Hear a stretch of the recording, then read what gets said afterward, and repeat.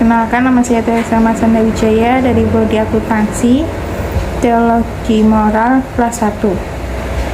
Teologi moral adalah cabang atau bagian dari teologi yang merefleksikan bagaimana hidup menuruti iman. Hidup di sini menunjukkan pada tindakan-tindakan manusia yang merupakan jawaban manusia atas rencana kehendaknya. Tujuan dan fungsi moral adalah pengalaman nilai dan norma sekaligus perwujudan harkat dan martabat kepribadian manusia. Perbedaan antara moral fisiologis dan moral teologis.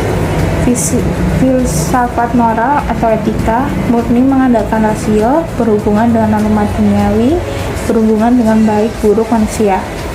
Teologi moral mensyaratkan adanya iman dan akan Tuhan dan refleksi rasional, berhubungan dengan norma yang terarah pada kehidupan kekal, berhubungan dengan baik buruk sebagai orang beriman.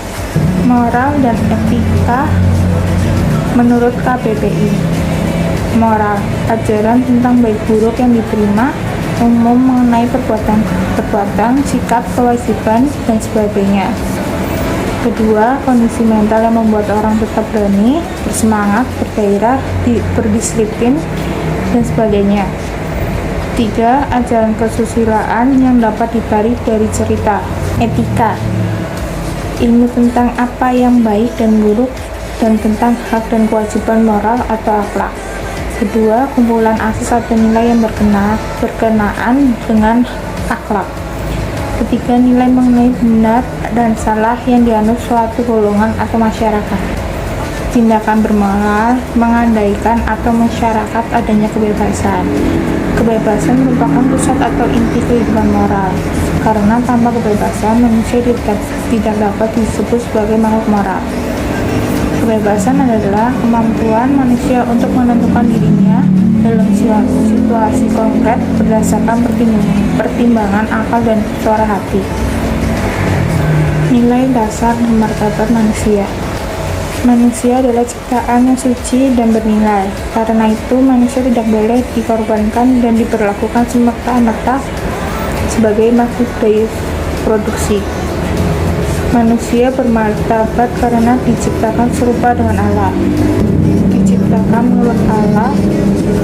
Diciptakan menurut gambar Allah, bisa mengenal dan mengasihi penciptanya, ditetapkan sebagai Tuhan atas semua makhluk di dunia, tidak diciptakan seorang diri. Hak hidup manusia. Salah satu hak asasi manusia adalah hak untuk hidup. Yang kedua, awal kehidupan adalah sejak terjadinya pembuahan oleh sperma atas sel telur dan berakhir sejak dinyatakan meninggal secara medis atau tidak berfungsinya seluruh organ tubuh. Setiap manusia berhak untuk menjaga dan memelihara hidupnya sendiri dan wajib menghormati dan melindungi hidup orang lain. Sekian dari saya, terima kasih.